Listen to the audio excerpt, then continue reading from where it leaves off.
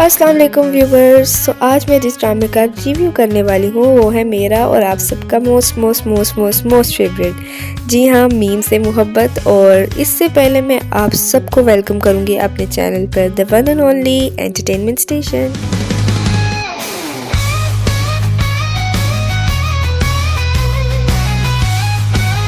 सो guys, finally Roshi और तलहा की शादी हो गई, जिसका हम सबको इतना इंतज़ार था।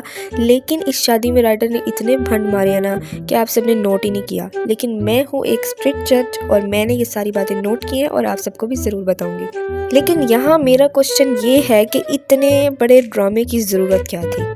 मतलब ये दादा जान जिनके बाल सफ़ेद हो चुके हैं, तकरीबन 70-80 साल के तो होंगे, वो इतनी बचकाना हरकत कैसे कर सकते हैं। मतलब शादी के दिन ये सारा ड्रामा और सारा रिस्क, बाकी सारे घर वालों को तो हार्ट अटैक आने वाला होगा ना।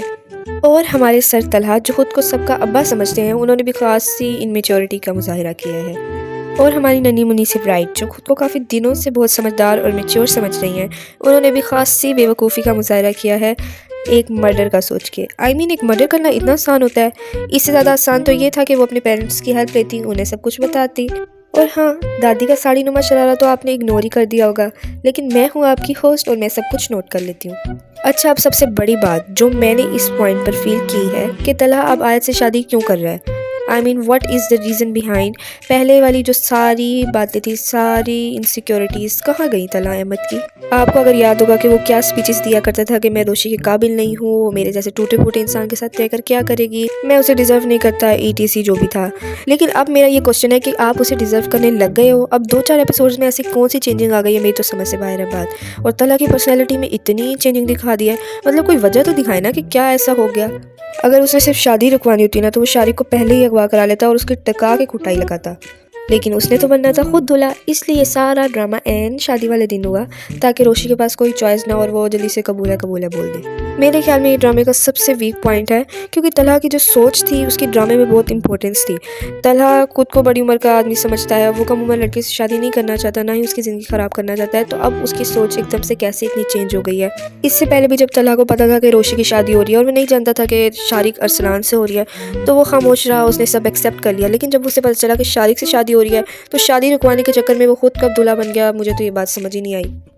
और वो इतना खड़ूस इंसान जो हर वक्त गुस्से में रहता था, अब उसके चेहरे पे से स्माइल ही नहीं जा रही है। मतलब एक करेक्टर जो आप लोगों ने पूरे ड्रामे में कुछ और उसकी बॉडी लैंग्वेज थी, एकदम से आपने उसको इतना चेंज कर दिया है, तो उसकी कोई रीज़न भी तो दो ना। बहरहाल राइटर ने मेरी और आपकी ख्वाहिश के मुताबिक उन दोनों की शादी कर दी है, जिस तरह भी की है। और अब मैं सोच रही हूँ कि इस सलीका वाले चैप्टर के बारे में भी ना कुछ बोल ही दूँ। यहाँ तो ना बचपने की इंतहा ही हुई पड़ी है। ये जो 3 से 4 करेक्टर्स हैं ना, ये सिर्फ आवाम का टाइम वेस्ट कर रहे हैं। मुझे ये बात नहीं समझ में आ रही कि अगर रानो सलीका को इतना ही इरिटेट कर रही है तो वो उसे नौकरी से निकाल क्यों नहीं देती, वो उसे बर्दाश्त क्यों कर रही है। अच्छा, लास्ट में मैं ये कहती चलूँ कि तलहा का ये चेंज हम सबको ही बहुत पसंद आया है, लेकिन करेक्टर को जस्टिफाई करना भी किसी चीज़ का नाम है।